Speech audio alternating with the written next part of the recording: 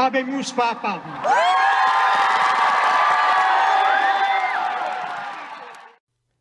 Mes bien chers frères, l'Église universelle est organisée selon des degrés différents, afin que la diversité des membres assure l'intégrité de ce corps sacré. Cependant, comme dit l'apôtre, tous nous ne faisons qu'un dans le Christ.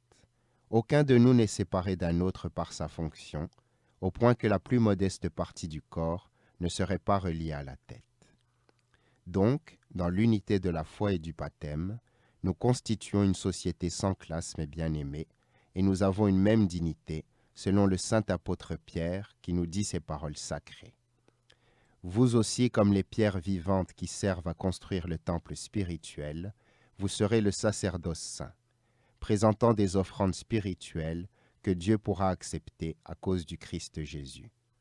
Et plus loin, il ajoute, vous êtes la race choisie, le sacerdoce royal, la nation sainte, le peuple qui appartient à Dieu. Tous ceux en effet qui ont été régénérés dans le Christ, le signe de la croix en fait des rois, et l'onction de l'Esprit Saint les consacre prêtres. Ainsi, en dehors du service particulier de notre ministère, tous les chrétiens qui vivent en l'Esprit et selon la logique de leur vocation doivent se reconnaître comme participants à la race royale et à l'office sacerdotal. Qu'y a-t-il en effet d'aussi royal que d'être un esprit soumis à Dieu qui sache gouverner son corps? Et qu'y a-t-il d'aussi sacerdotal que de consacrer à Dieu une conscience pure et d'offrir sur l'autel de son cœur les sacrifices sans tache de la piété? Cela vous a été donné par la grâce de Dieu en commun avec tous. Et pourtant, c'est de votre part une chose religieuse et digne d'éloge que de vous réjouir, comme d'un honneur qui vous est propre, de l'anniversaire de mon élévation. C'est ainsi qu'on célèbre dans le corps entier de l'Église le mystère unique du sacerdoce. Lorsque l'huile de la bénédiction s'est répandue, elle a ruisselé plus abondamment, il est vrai, sur les membres supérieurs. Mais ce n'est pas avec parcimonie qu'elle atteint aussi les membres les plus bas placés.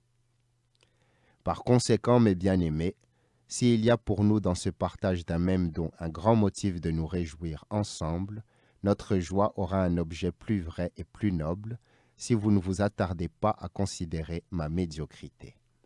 Car il est beaucoup plus utile et plus juste d'élever le regard de votre esprit pour contempler la gloire du bienheureux apôtre Pierre, et de célébrer ce jour en vénérant principalement celui que la source même de tous les charismes a inondé avec tant d'abondance. C'est au point qu'ayant été le seul à recevoir de si nombreux biens, aucun d'eux ne peut se communiquer à qui que ce soit sans que lui-même y participe. Amen.